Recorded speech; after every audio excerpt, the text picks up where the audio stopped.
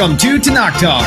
I'm your host, William Hall, broadcasting to you live out of Kingsland, Texas, USA, with episode number 29 of Rabbi Michael Skobac. Rabbi cross-examines the New Testament. Coming to you live from Canada, Rabbi Michael Skobac. Rabbi, how art thou? Good evening there, William. How you doing? I'm doing okay. Actually, I'm doing better than okay. I took a little nap this afternoon, so feeling pretty refreshed for now. The old siesta. Yeah, that's so true. Oh man, I didn't realize until today, because I've been in the studio. Golly, of course, I pulled out of here just a little bit ago, but I was in here from 7:30 this morning, or from 7 this morning until almost 5 o'clock this afternoon. You are a trooper. And then took a break, went to go eat with the wife and kiddos, which was fun. And then went home, took that little siesta for about 15 minutes, got refreshed, came back. But I didn't realize how much heat these lamps put off in here. It feels like a tanning booth in here. I went outside to turn the air. I was like, man, we got to turn the air conditioner on in this house. I walked out in the hallway and it was cold in the hallway because the air conditioner was off. It's cold outside and this room feels amazingly warm. Wow. So there you go. That's the insight for the studio time for the day. Oh man. Well, Rabbi, as you mentioned, this is a super huge. I don't mean to sound like Trump, but this is huge. This is definitely a chapter that and might take more than 1 week. You know what? We can definitely split it up, and I don't think you'll have any complaints. You'll probably have more people appreciate that than anything else. So we'll just take it and see how it plays out. And if we get further along, that's fine. But we can still split it up in 2 weeks. I really think that might be a good idea. Okay, let's see how it goes. Okay, Rabbi. Well, that sounds good then.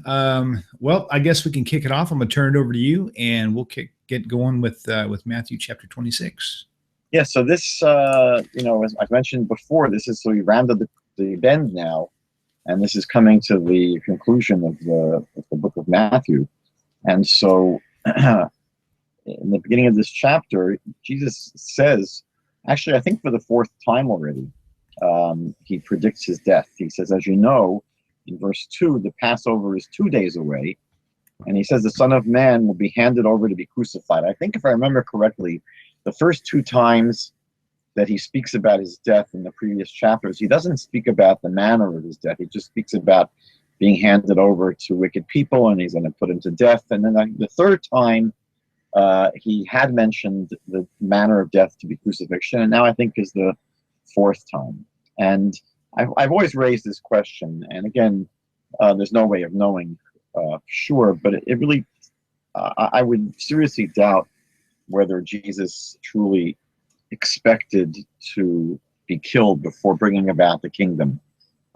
It seems that, all the preaching of John the Baptizer and all his preaching about the coming and imminent kingdom of God, there was an expectation in the first century that would mean really the fulfillment of the classical, normal, historical Jewish concept of what the Bible speaks about in terms of the Messianic age. And I think that was his intention all along. That was his hope. So I don't think he was anticipating to die before he fulfilled this. And we see that later on, despite, having all these numerous anticipations where he tells his disciples, look, I'm going to be killed. They are still in shock when it happens. They're totally not expecting it. They're surprised. And it would seem that they just were never told this because I don't think it was what Jesus was telling them. Right. So it wasn't really in the cards. It wasn't part of the biblical messianic program for the Messiah ben David, for the Davidic Messiah. And so I think, again, I would just put a big question mark over whether these kind of statements were actually said by Jesus or they were later put into his mouth by the gospel writers. Now, it says specifically that the people that were here in charge of the evil were the chief priests. And the high priest, we're told, was Caiaphas. Now, we know that Caiaphas had the longest reign of any of the high priest from the time of Herod the Great until the destruction of the temple in the year 70. And he had the post of high priest for 18 years, which was, 18 years, I believe. And during this period of time, there actually were 28 different high priests, because it was a purchased office. There was a lot of corruption, and usually any person from the priestly line that was able to offer the Romans enough money would be able to get the role. It was a pretty high office, and the Romans was a cash cow for them. They were able to continually get more people wanting to have the office, but for some reason, Caiaphas lasted 18 years. So it's pretty clear that he was pretty buddy-buddy and chummy with the Romans. They liked him, and they kept him in there for a long time. And it's important to understand, why in these chapters that we're going to be starting tonight, the high priests and the priests play the leading role, because, they were generally associated with the Sadducean movement, and it was an aristocracy. They were the more wealthy Jewish people, and they were basically collaborating in many ways with the Romans, because they were, in terms of the Jewish people, those who had the most to lose if the Romans would crack down. They were sort of part of this, concerned groups, if you would, that wanted to make sure there were no Jewish rebellions. So if there were any Jewish people that would have been in cahoots with Rome to make sure there weren't any rebellions going on, it would have been the high priesthood, the Sadducees. And that's why you don't really see, except for one mention later, I think in the 27th chapter of Matthew, you don't see the Pharisees mentioned, because we know from Acts chapter 5, the Pharisees didn't have any problem with Jesus. They basically, didn't see him as doing anything particularly evil or wrong. And, they basically saw him as another person claiming to be the Messiah that, was killed by the Romans, but they didn't seem to have any particular animosity toward him. So it seems that, the leading antagonists here are going to be the priestly class with the Sadduceans. And we're told that they schemed to arrest Jesus in verse 4, but not during the festival. They said because there might be a riot among the people. Now, it's important to understand that there were 3 pilgrim festivals in the Jewish year. There were called pilgrim festivals. In the Hebrew, they're called the Shalosh Regalim, from the word regel, foot, because people would ascend to Jerusalem for these 3 festivals: Passover, Shavuot, the Feast of Weeks, and then Sukkot, the Feast of Tabernacles. And so in English, we call them pilgrimage festivals, because people made a pilgrimage to Jerusalem. But this was a time when the Romans got particularly nervous, because there were bigger crowds in Jerusalem. And because whenever there's big crowds, there can be unrest, there could be riots, there can be insurrection. So generally at the holiday times, when people were flocking into Jerusalem, the Romans were very skittish, but especially now, especially at Passover time, because this was the holiday of Jewish liberation. And there was a Jewish tradition that just as we were first redeemed at Passover time from Egypt, the final redemption, the messianic redemption, will take place during the time of Passover, the month of Passover. So there was a particularly, heightened concern, especially among the Romans, that, this could be trouble. And so they would increase the guards, they would increase the security forces in Jerusalem, just to make sure that there was no rabble-rousing going on. There were no people that were, starting any kind of protests or demonstrations or rebellions, or any kind of, even a whiff that someone was going to lead a revolt against Rome. And what's strange is that this would have been obviously a justified concern, and it says here they didn't want to arrest Jesus during the festival because there might be a riot among the people. But ironically, that's exactly what happens later in this chapter. It's specifically on the holiday of Passover when they end up arresting Jesus. So this is sort of strange. Now, starting in verse 6, we're told of a very strange incident, that when Jesus was in Bethany at the home of Simon the leper, So a woman comes to him with an alabaster jar of very expensive perfume, which he poured on his head as he was reclining at the table. Now, when the disciples saw this, they got very upset. They were furious, and they said, why this waste? You know, here this is very, very expensive perfume. And they say in verse 9 that it could have been sold at a very high price, and the money could have been given to the poor. I mean, part of, you know, what they had been learning from Jesus all these years, he was with them for 3 years, some of them, was, you know, the importance of kindness and taking care of the poor, and being a godly person who was certainly sensitive to people who were the underdogs. I mean, this is part of their message. They assumed that, you know, if they were able to give money to support the poor, that would be a wonderful thing to do.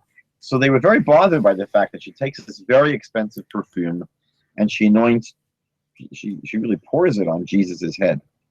So in verse 10, Jesus realizes they're upset. And he says, why are you bothering this woman? She's done a beautiful thing to me. And then he says in verse 11, the poor you will always have with you, but you won't always have me. Now, when you think about it, that's an incredibly obtuse kind of remark to make. Meaning that he's basically saying that there's no need to be concerned at this point with the priority of giving charity to the poor, because they're always going to be around. You're always going to have poor people. But if you go back to the book of Deuteronomy, chapter 15, verse 11, the Bible says the exact opposite thing in light of the fact that you're always going to have the poor. So in Deuteronomy 15, verse 11, God says, the poor you will always have. They will always be around. And therefore, God says, I command you, saying, you shall surely open your hand. The Hebrew is sort of emphasizing, not tone titain. It sort of doubles up the word and emphasizes, you shall surely open your hand to your brother, to your poor, and to your destitute in your land. So the biblical approach is, since the poor are always going to be here, that's all the more reason for giving to them. And Jesus takes the exact opposite approach and says, since they're always going to be here, don't break into a sweat. You know, you'll be able to give to them at some later point. And then he says something even more peculiar. He says in verse 12, when she poured this perfume on my body, she did it to prepare me for the burial. Now, they only prepared people for burial after they were dead. That part of the procedures that took place back then were that because the bodies that were decomposing would give off unpleasant smells, so they would really pour ointments, spices, perfumes on the body. It's part of the way of I guess making sure that there wouldn't be terrible smells. But that was only done after the person died. They never prepared someone for death before they died. The other problem is that she only poured this perfume on his head. Now, when they prepared people for burial, they would anoint the entire body with the oil. Now, presumably he was wearing clothing, and anything that dripped on his head would then drip onto his clothing. It wouldn't make it onto his body. So it seems like a very, very lame and obtuse thing to say here.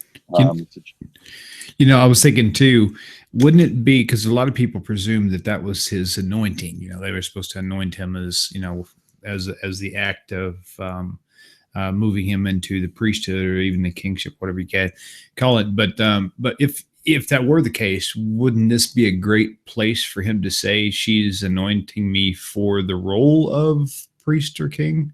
Exactly. Okay. And also the anointing of a king was done by a prophet. Okay. It wasn't just some, you know, guy that happened to be walking by with some perfume.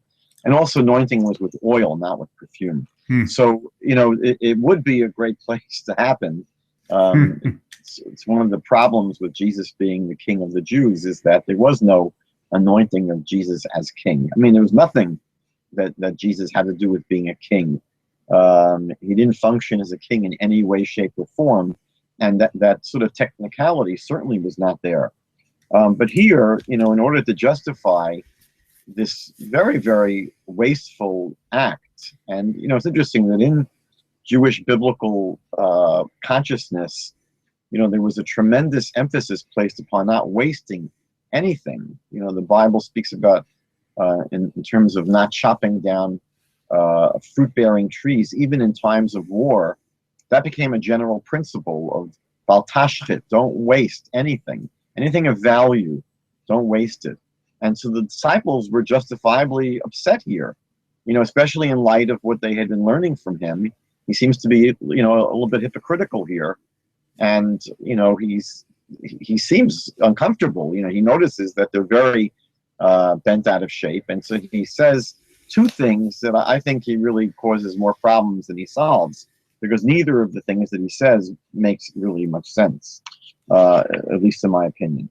So moving on to verse 14, we now have the beginnings of this episode with Judas Iscariot, because we're told in verse 14 that one of the 12, one who was called Judas Iscariot, went to the chief priests and asked, "What are you willing to give me if I deliver him to you?" So they counted out for him 30 pieces of silver, and from then on, Judas watched for an opportunity to hand him over. Now, it's not really clear who this is. There are several theories about the meaning of his name. I think the most common theory is that Judas Iscariot is really sort of a slurring together of Yehuda Ish Kariot. So Iscariot sort of is a blending together of these two words. Ish Kariot, the man from the place called Kariot or Kiriot. That seems to be the primary way that people understand his name. But another theory advanced is that his name is Yehuda, Judas, the Sikari. And we know that the Sikari were the Zealots. There was a party, a group of people in Jerusalem at that time that were sort of militant opponents of Rome. And they used to walk around with daggers, and they would stab people with these little daggers. So there is a theory which suggests that this Judas Iscariot may have been one of this group, one of the Sikari. And it's interesting that another member of the apostles, disciples of Jesus, is Simon the Zealot. We see that in Luke chapter 6, verse 15, and we see him mentioned in Acts 1:13, that this is clearly someone who is one of these, in Hebrew is called Kanaim, a zealot. And they were pretty much of this cut of the same cloth from the Sikari. So it is interesting that, even though Jesus is often portrayed as a pacifist, he says, my kingdom is not of this world. If it were, my disciples would fight. He's got among his group several people, at least two, that are militants, that are, sort of violent militants, and they're not pacifists. Now, one of the questions that is very hard to understand is why out of the blue now does Judas decide to betray Jesus? I mean, he's been following him as a very loyal disciple. And, there's no explanation in the text for why Judas at this point decides to betray Jesus. And I saw one very interesting suggestion. I don't know if it's true, but the suggestion is that the clue is just in the very previous piece, meaning that Judas may have been someone that was so turned off to Jesus' behavior, because again, he was very idealistic and he idealized Jesus. He looked up to him as someone that had great values and great ideals and was very righteous. And he saw in the fact that Jesus very callously dismissed the importance of being able to feed the poor, it may have been a tremendous turnoff for Judas Iscariot. Right. And some suggest that maybe that's what led to his,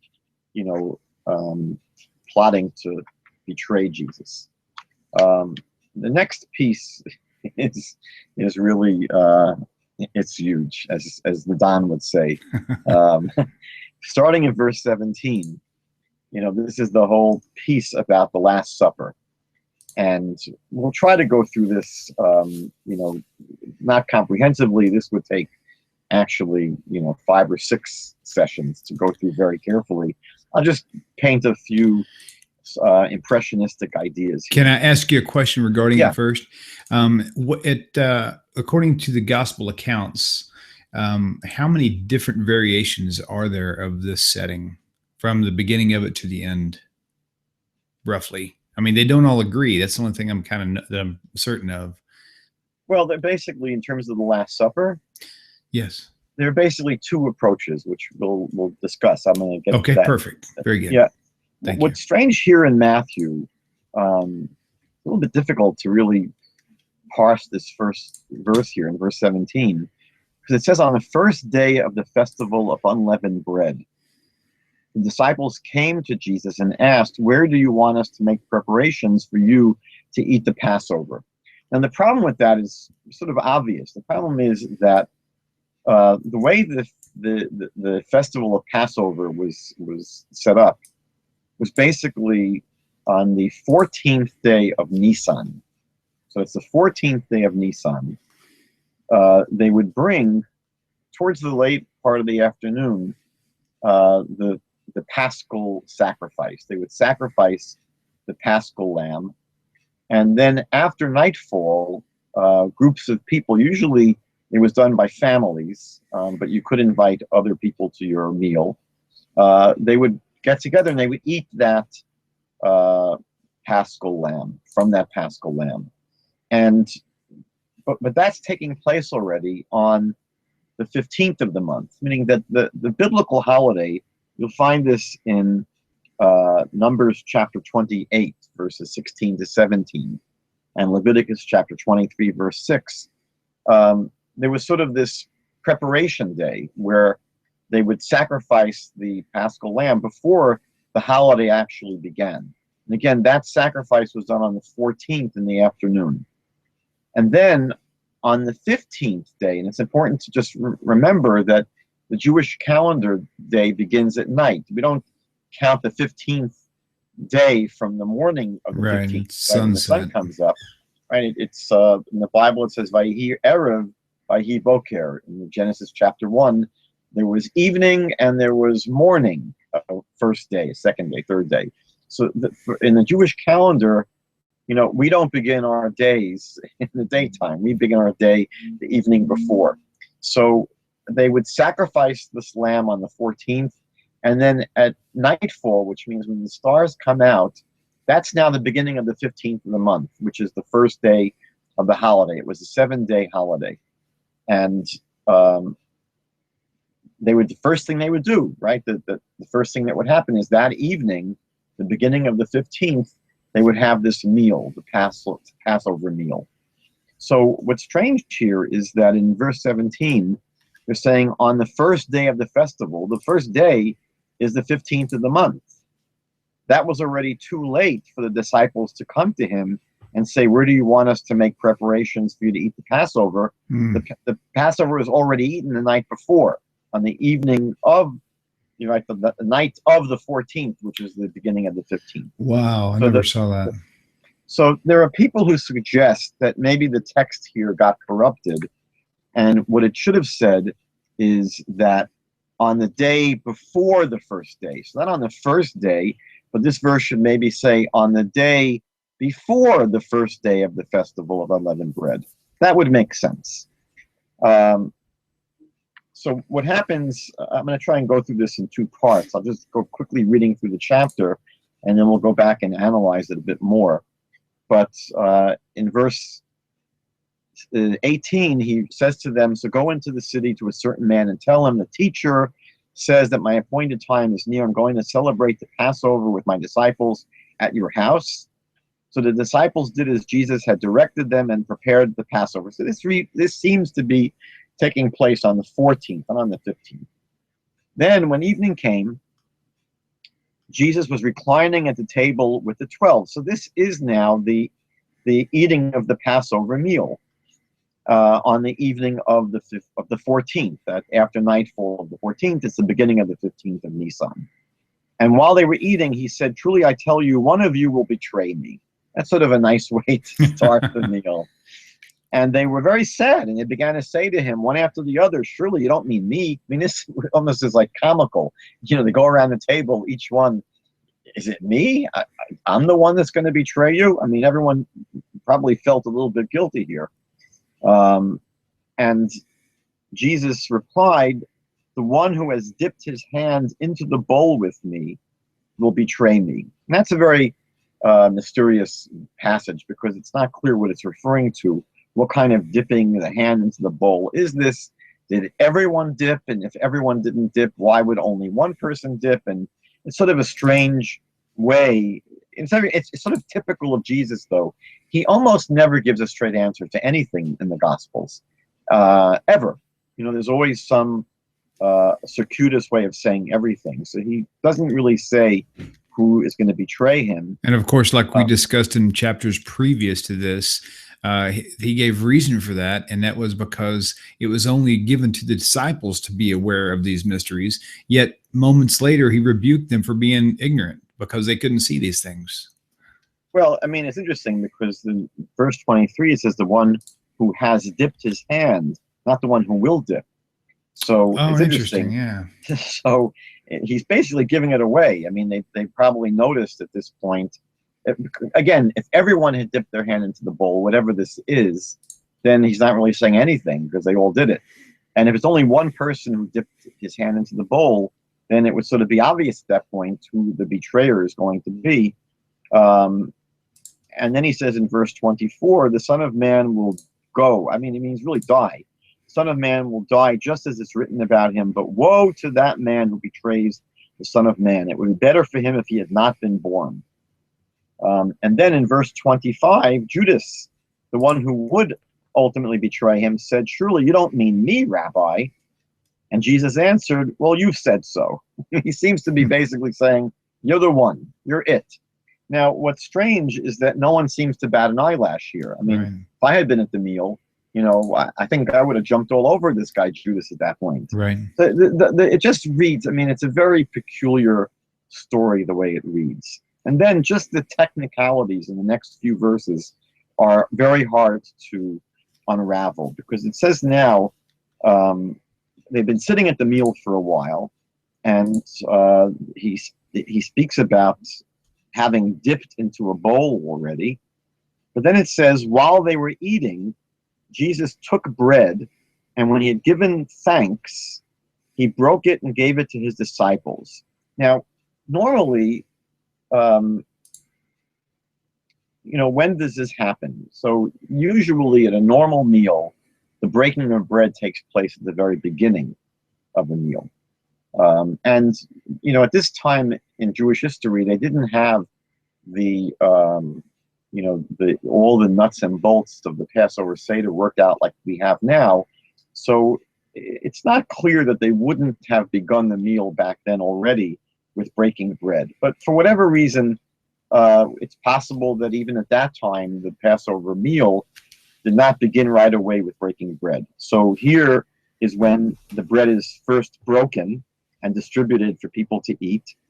But it says, at least in the translation I'm using, I didn't check other translations, I'm using the New King James Version. It says he gave thanks and then broke the bread and gave it to his disciples. Now, giving thanks is something that happens after you eat the meal, right? We say that's the grace after meals, the Birkat HaMazon. What you said before eating something was not thanks, it was really please. It was not thank you, it was please. It was what the rabbis instituted as the blessing prior to eating something or drinking something. This would actually be, again, sort of evidence that Jesus did observe rabbinic law. Right. And that the better translation would not be when he gave thanks, but when he said the blessing, when he recited the blessing over the bread, he broke it and gave it to the disciples, etc. And what happens here is very, very hard to understand. He says, take and eat, this is my body. Now, this is obviously, Matthew's source for the Eucharist, for the idea of the Lord's Supper, where Jesus allegedly tells them that when they eat the bread at least at the Lord's Supper, we don't know yet if it's a Passover Seder, we'll discuss that. but he says that, that they're eating his body. And then in verse 27, he took a cup, and when he had given thanks, again, probably not giving thanks here, probably it means when he said the blessing over the wine, because that's what you would do. Before you drank wine in a meal, you would say a blessing. So he gave it to them and said, "Drink from it, all of you. This is my blood of the covenant, which is poured out for many for the forgiveness of sin." It's very, very hard to imagine Jesus having said this. There's no analog for this at all in the Hebrew scriptures. It's hard to even stomach the idea that you're eating someone's body and drinking their blood, especially when in the Hebrew Bible there's such a tremendous taboo against consuming blood ever. We know, by the way, that this was done in many pagan religions back then. For example, the Mithraic religion back then, that was one of the ways in which people were able to get close to their deity, was by consuming symbolically the body of their deity. So this, in terms of a Jewish precedent for this, it's very, very strange. And I would suggest, again, I have no way of proving this, that this is really inserted afterward. This is something that probably Jesus would not have said. And it's interesting because later on, Paul, who really writes about the Lord's Supper, this meal, before the earlier than the Gospels, Paul says that he didn't receive this tradition about the Lord's Supper from anyone. He got it directly from God. Now, you would imagine that if this is something that had been done by the early followers of Jesus, they would have told Paul this is part of their tradition. So it's a murky area, and I would propose the possibility, at least, that this finds its way into the gospel accounts, because again, these accounts are written later. Matthew, approximately the year 80 already, and we don't even know if it's 80. It could be later, but certainly there are some traditions that are coming in here that really bear very little resemblance to anything in Judaism or the Hebrew scriptures. I'm not going to get into this next point because it would take us forever, but the idea that this wine, this drinking of the wine, is symbolic of the new covenant. Now, it's interesting that many of the textual texts of the New Testament don't have the word "new" here. It just says, "This is the blood of the covenant." But some of the texts do specifically say the new covenant, and they tie this into Jeremiah 31, that somehow many covenants have a blood associated with them, and so this is the blood of the new covenant from Jeremiah 31. It's obviously nothing to do with Jeremiah 31. Jeremiah 31, at the end of the day, is basically saying that, in the Messianic era, there will be no more need to teach people about believing in God, because it says there that everyone is going to believe in me, from the least of them to the greatest of them. So again, Jeremiah 31 really is speaking about the Messianic age in two ways. Number one, it speaks about it in the sense that in Isaiah chapter 11 and in Zechariah chapter 14 and numerous other places, that one of the features of the Messianic age is that all of humanity will have a knowledge of God. But the second thing it says in Jeremiah chapter 31 is that God is going to take his Torah, and place it into our hearts. Now, what that very clearly means, because when you go through the Hebrew scriptures, every time that this concept is mentioned about having the Torah in your heart, it doesn't mean that you will no longer have to keep it. It means the exact opposite. It means that when the Torah is in your heart, you will be loyal and faithful to observing it. You see it in the book of Psalms, where David says, I think it's Psalm 40, approximately around 40, I desire to do your will, O Lord, because your law is in my heart. And then you see two major chapters in Ezekiel, chapter 11, Ezekiel chapter 36, where the prophet speaks about that time in the future when God will transform our hearts from a heart of stone into a heart of flesh. And the prophet explains that when that transformation of our hearts happens, we will be faithful to observing all of God's commandments. Rabbi, can you, in Jeremiah 31 real fast, can you touch base on 31:31? Because this is something this is one of the first things that kind of actually got me a little nervous while I was Messianic and even while I was Christian. Talks about, who the new covenant was going to actually be for. And it didn't involve anybody that was not part of Israel for the most part. Yeah, it speaks about specifically with Judah and with Israel. And again, that's one of the themes of the Messianic age. It appears in numerous prophecies that there's going to be a restoration of the full peoplehood of both the kingdom of Israel and the kingdom of Judah. So this is not here, this covenant here, because again, the Torah was only given to Israel, to the Jewish people. So the promise here that God's going to put the Torah into our hearts, it wouldn't make any sense to be speaking about that covenant being one that's being made with non-Jews, because the Torah was not given to them. Right. So this is a very, very important theme that, again, takes place throughout the prophets, through many of the prophetic books, in Jeremiah, in Isaiah, in Ezekiel, many other places that speak about the reunification of the 12 tribes. In verse 30, in a Hebrew Bible, it's verse 30, chapter 31, verse 30, behold, days are coming, the word of Hashem, when I will seal a renewed covenant. It's not a new covenant, really. It's a renewed covenant with the house of Israel and with the house of Judah. And then God says, it's not going to be like the covenant I sealed with them and their forefathers on the day I took them out of the land of Egypt. I took hold of their hand to take them out of the land of Egypt. Why won't it be like that covenant? Because God says it, because they broke that covenant, meaning that throughout Jewish history, people of Israel were never entirely, as a nation, loyal to following the laws of the Torah that were given to us. And that's why God says right here, so what's going to change? God says, I'm going to now place those laws, that Torah, in their heart. And that means that they will be loyal to following it. And then God says, I will be their God, they will be my people. So whatever Jesus means by the new covenant being made here, it doesn't have a lot to do with Jeremiah chapter 31. But again, it's a big topic that I don't want to spend too much time on tonight. What I wanted to really look at was the question about this meal that's described in Matthew chapter 26 here. It's very common for people to make the claim that this meal was a Passover Seder.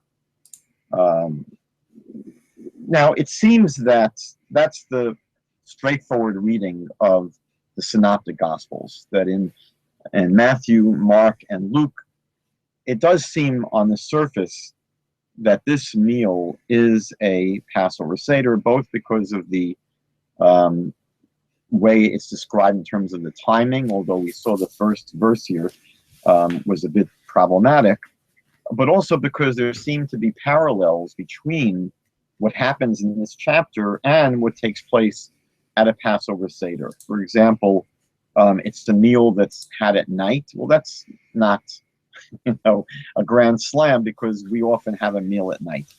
But it speaks about them reclining in verse 20, and reclining was certainly something that was specifically done at a Passover Seder to demonstrate our freedom, right? It was a thing that usually free people would do, would be to recline at a meal.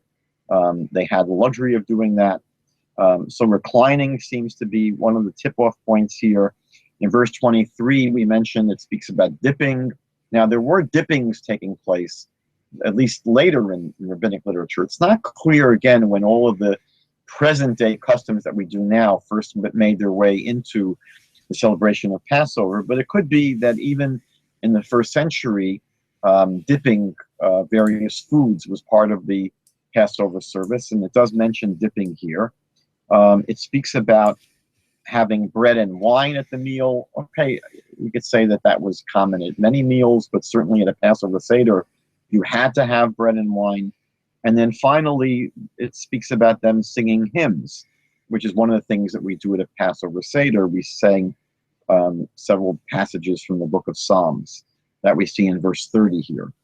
So there have been those who've argued that, the meal described here in Matthew 26 and in the other synoptic gospels is a Passover Seder.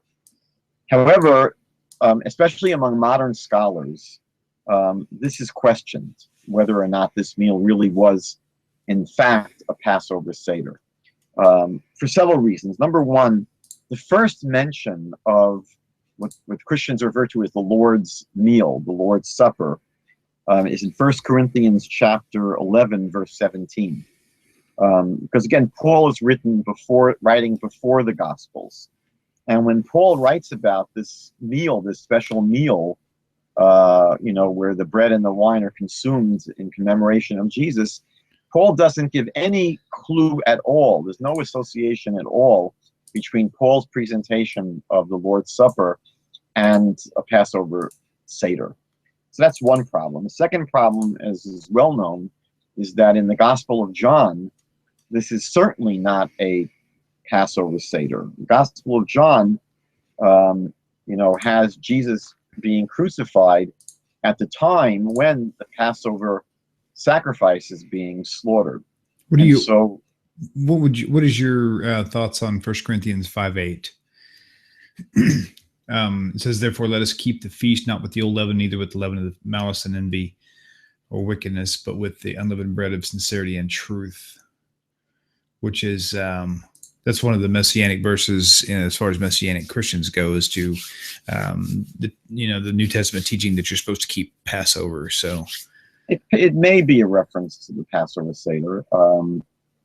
It's not entirely clear to me. It could be. Sure. I say it's possibly. Okay.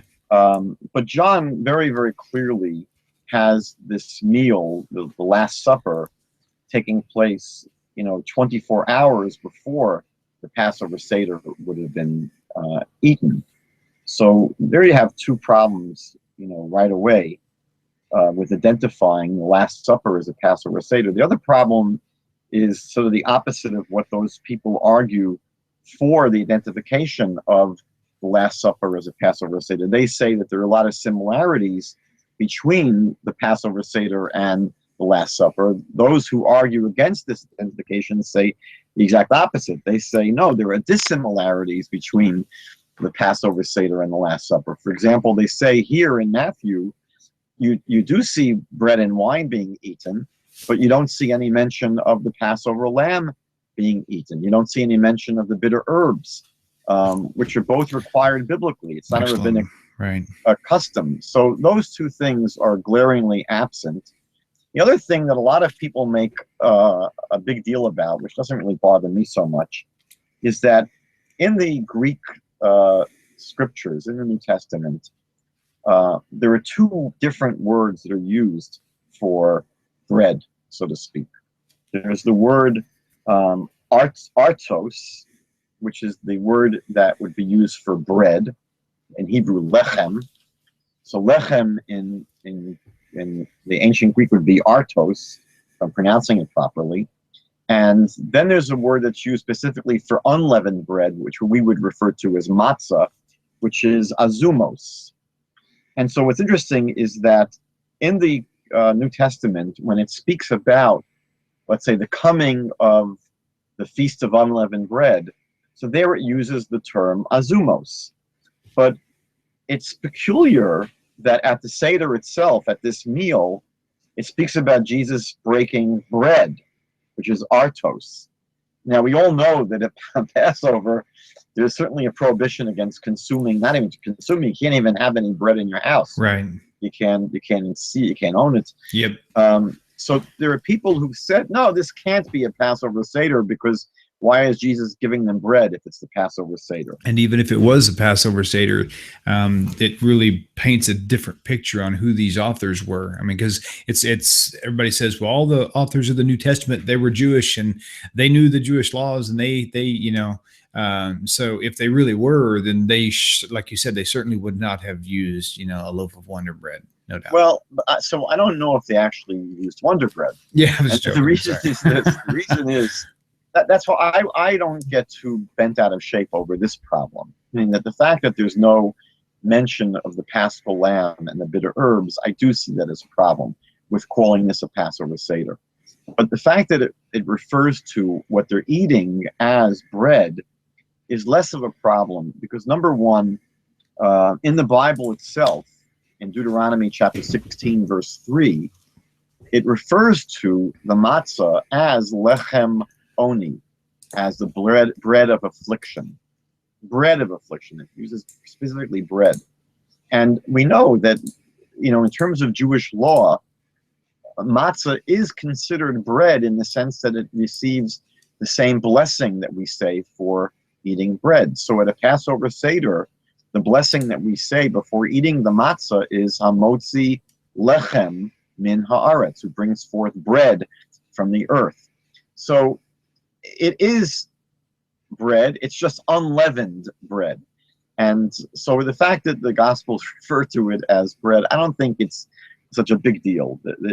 They may not be using the technically correct word, but I wouldn't get all bent out of shape about it.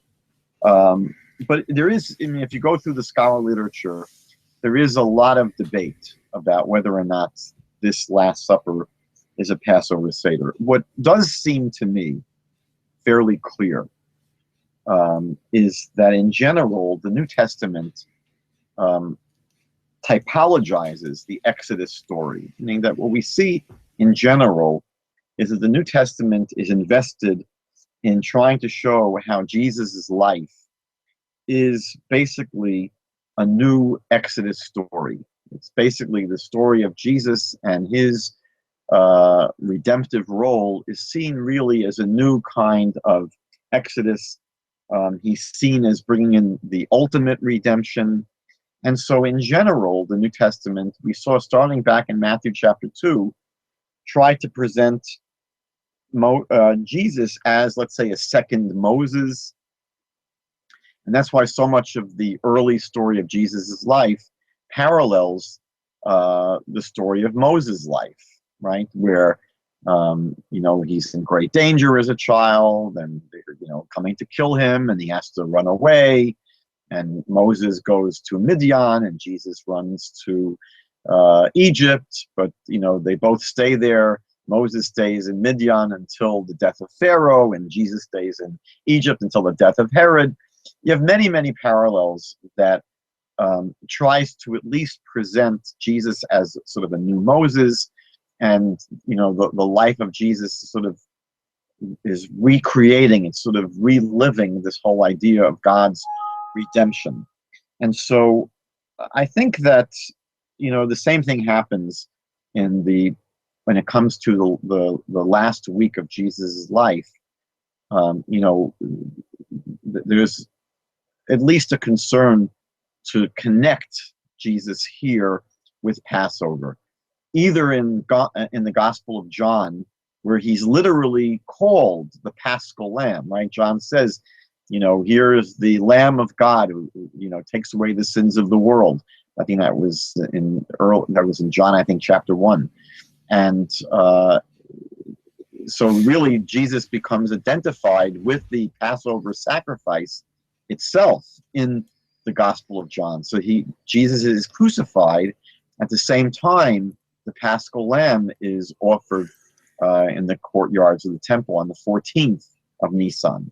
In the Synoptic Gospels, it's connected not so much, with Jesus being the Lamb, but with Jesus sort of celebrating the Passover Seder with his disciples and giving it this sort of new interpretation, allegedly. But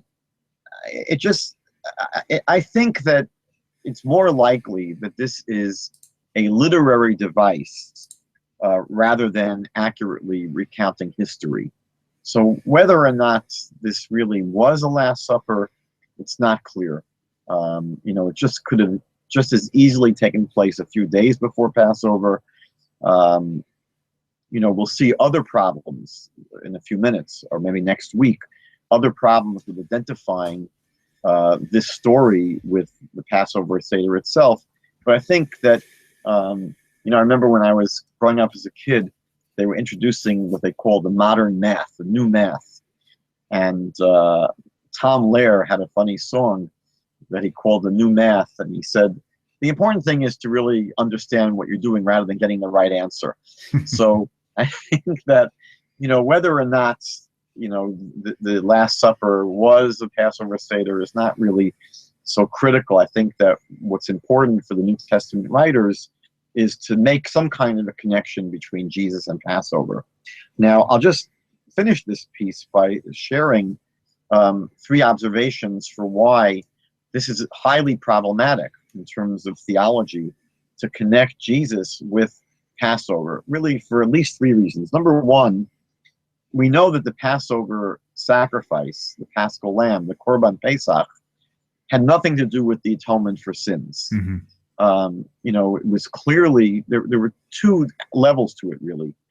You know, because first there was a sacrifice of the Paschal Lamb in Egypt specifically.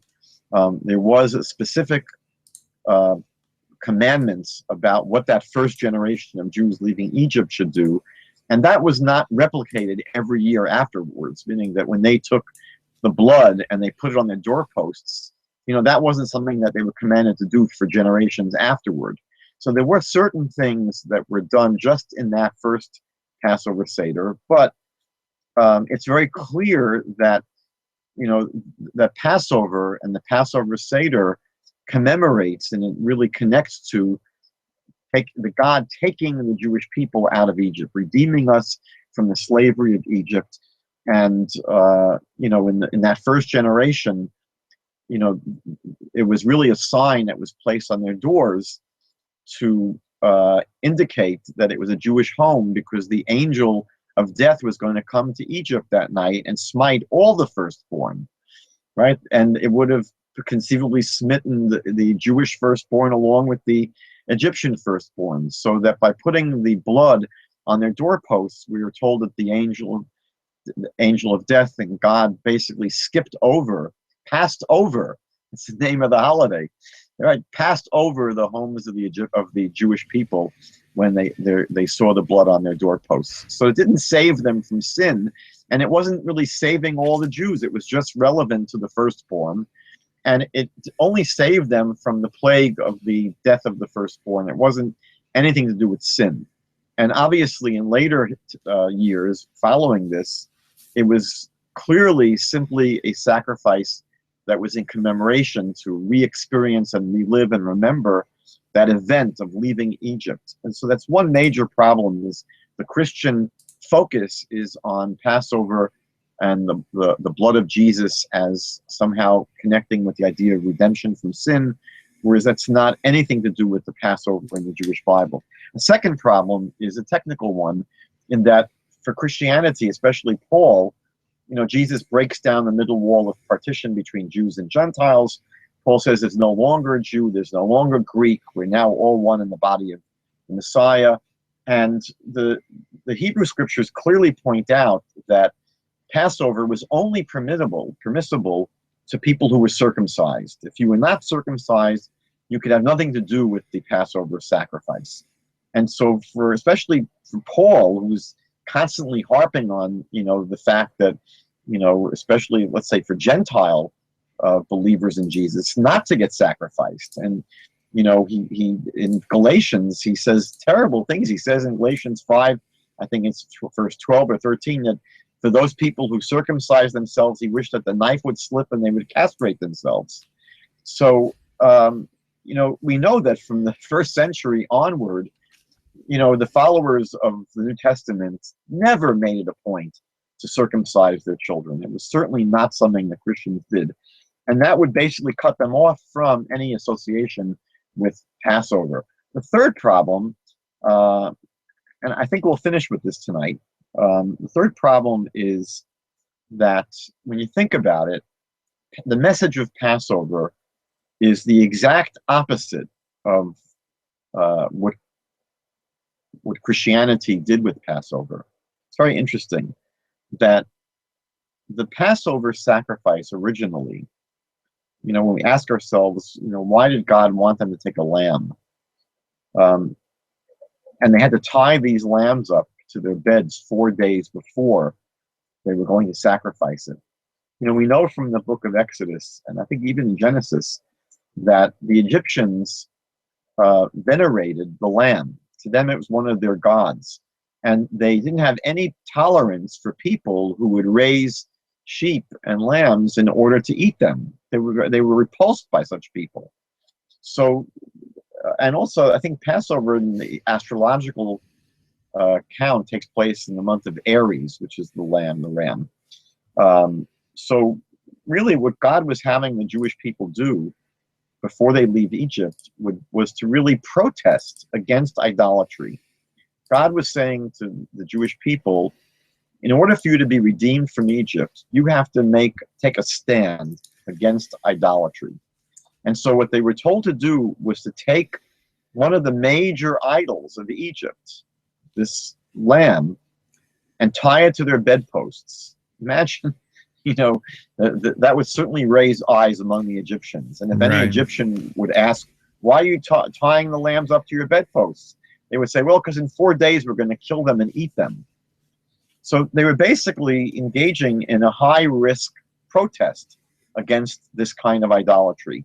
This is the kind of thing that would really, really tweak the tail of the Egyptian tiger. It was really provocative. It was provoking them. And yet they were forced to put their lives on the line. They were forced to step out in faith and reject idolatry in a very, very forceful way. They were going to take the God of the Egyptians and kill them.